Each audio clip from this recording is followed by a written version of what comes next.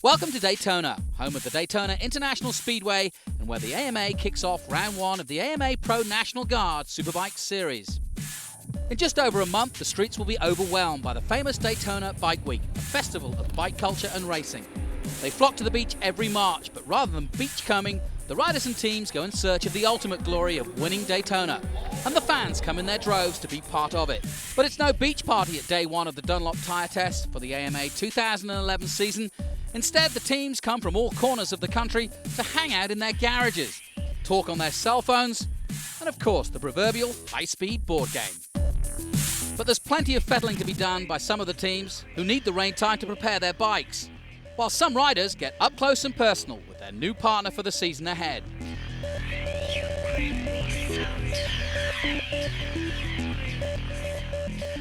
But the real reason for coming today was to try out the Dunlop tyres on the all-new Daytona resurfaced track. We spoke to Dunlop's SEBASTIAN about it.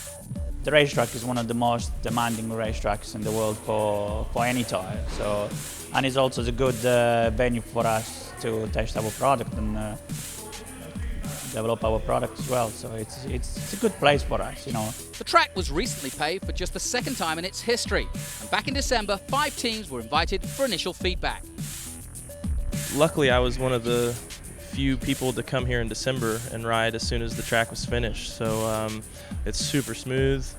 We didn't get to do the course that we'll race in the 200, but so far so good. I really like it. It used to be really tough, one-line type of track on the banking, and now you can pretty much go anywhere you want. And I think it's going to make for a lot more exciting racing when we are on the bank.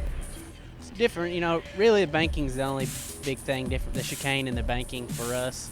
Setup needs to be a little bit better than the old banking because it's not so rough, the bike doesn't bounce around as much, so we're figuring that out and go from there.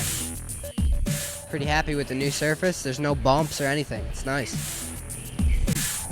All the racetrack being so good, it's going to be different games, so everybody's going to go quicker, you know. I think the speed and the bank is going to be even greater than before. So for Superbike, we will have 2 fronts, 3 rears. For Daytona Sportbike, we'll have 3 fronts, 1 rear. XR 1200, 1 front, 1 rear, and the Super Sport, 1 front, 1 rear. Right now, we have 1,800 tires here with us, just for this 2-day test. It's unlikely they'll get through that tyre allocation with weather like this.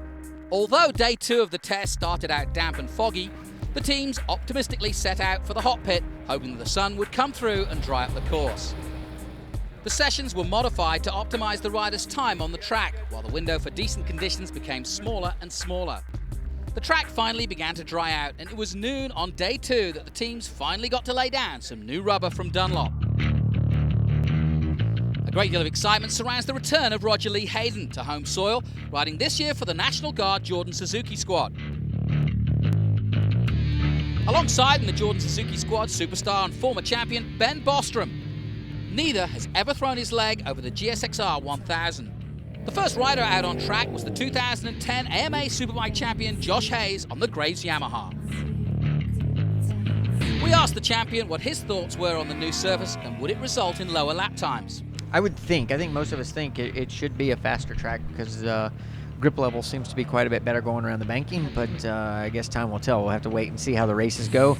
Things never go as planned. You know, after all those cars come out and put a lot of rubber down on the track, it could get better, it could get worse. We're not really sure, and we'll just have to wait and see how things play out when we show out in March. Josh picked up where he left off and clocked the fastest time of the test with a 1:38.7. So what's his strategy for 2011? No surprise, it's once again race wins. I think I would like to win more races. I'd like to come out of Daytona strong and win more races early in the season. And, getting 7 race wins in a year is pretty incredible, pretty awesome, but I want to get more. How many races we have? 18, 19? I want over 10. I'm going to try to get more than half of them. So we're going to just work really hard and take it 1 race at a time. If I win all the races, I can win the championship too, I think. So it's a lot to ask for, but I think we have the tools that we need to do it, so I'm going to work hard and try to make that happen. Erik Bostrom is back, if only for a race right now. His Team Cycle World Attack Performance Kawasaki is committed to contesting the first round at Daytona with the new ZX-10. At the helm, Richard Stanboli of Attack Performance. We have the Team Cycle Attack Performance Kawasaki ZX-10R. It's a one-off team for Daytona with Erik Bostrom and JD Beach, and we wanted to see what the ZX-10R can do on the racetrack. The response we've got is very positive. Everybody's happy to see Erik back on a Kawasaki, and Cycle World's just happy to help and put another bike on the grid for the races for Daytona. Erik Buell Racing is putting out the only American bike on the grid in the AMA Pro National Guard Superbike Series. It's a pretty big time for motorcycle racing in the United States. It's the first time we've really had a competitive US-made bike, so it's going to be really exciting, and we're really looking forward to showing what we can do. Things are going really well. I think the plan right now is to at least get 100 of them made this year and go from there. Jeff May, 10th fastest time on his Buell 1125R with a 142.1. David Anthony is back with a very impressive program for the ultimate privateer entry in the form of Aussie Dave Racing. David's program includes a stable of bikes built in-house. You know, they're the same spec as everyone else pretty much. Previous years our team hasn't been lucky enough to have, you know, high-spec bikes, but you know, they're close enough to the team's bikes now that we should be pretty close. It's up to us now and set up and everything like that. You know, I don't think for us the tyres are going to be a huge difference, because whatever they decide what to run with, that's what everybody's going to be on. But you know, we get to learn the track again and new surface, so that's our main point of being here. David's brought in two riders from back home, Jordan Burgess and Chris Trounson. Well, I come from Melbourne, Australia, and I was riding the ASBK, which is the Australian Superbike Championship. And I was on the KTM RC8R last year for 2010. I've been Chris's crew chief in Australia for the last 3 years, so I've just come over with Chris to continue being his crew chief. Dave's setup is really good. As I said, we were fortunate enough to try that last year, and it's just made coming back here a lot easier, because we've already got the hard part of knowing the team, and he's got a great bunch of guys, and his preparation and the work that they've done is to get the bike where they are at the moment is fantastic. So I think it's a good team to be in. But by mid-afternoon, the weather was back, and the red flag gave us a chance to get some feedback on the new tyres. I folded the front 3 or 4 times on the banking, through the tri-oval, and also the other banking. Yeah, it's a bit sketchy when you're sitting there pinned in 6th gear, going, I don't know how quick we're going, 180, 100, 190 or whatever.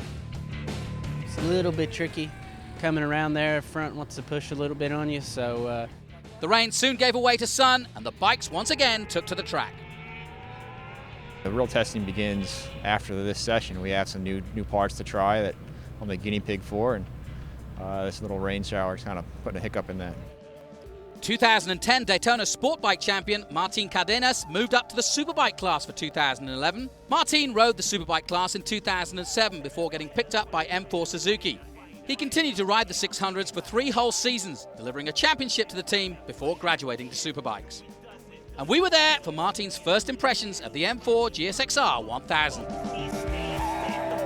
It was incredibly fast. I have to get used to the power, because right now it feels a lot, but to get a more track time and try to learn the bike and learn a little bit to set up the bike and try to how to ride it. It's a little bit different than the 600, so I have to learn a little bit.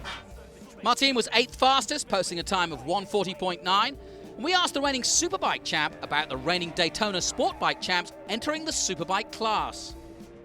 You know, I look forward to having Martin. I think he's going to be fantastic in the Superbike class. I have no doubts that he can ride a 1000 really well, and I think that in all the mess that went on last year, Martin showed a lot of class in his riding and the way that he worked his way through. You know, he even worked his way through a hand-to-hand combat battle quite a few times and somehow managed to keep his nose clean and sneak through and get through and win races. So I think he showed a lot of class and a lot of maturity, and I have no doubt that he's going to be a threat all season long in his first season on a Superbike. But I think it's going to be a lot of fun, and hopefully I am going to teach him a few lessons along the way too. 4th fastest time of the test with a 139.9 was Larry Pegram, who switched from Ducati to BMW for 2011.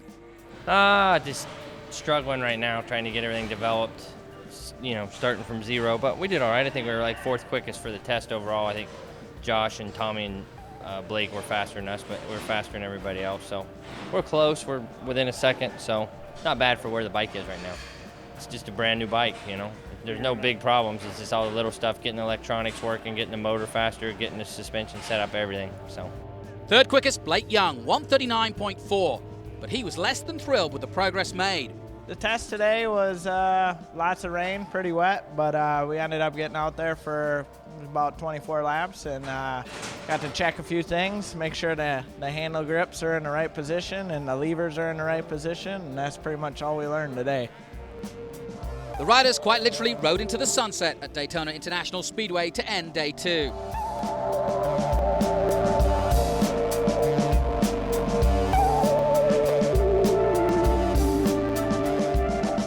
As the sun set on the test, it was obvious to all the teams there was much work to do before the 2nd week in March for the kickoff of the 2011 AMA Pro National Guard Superbike Championship.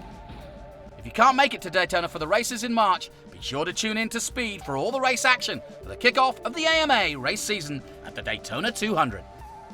I'm Jonathan Green reporting for the AMA Superbike Championship.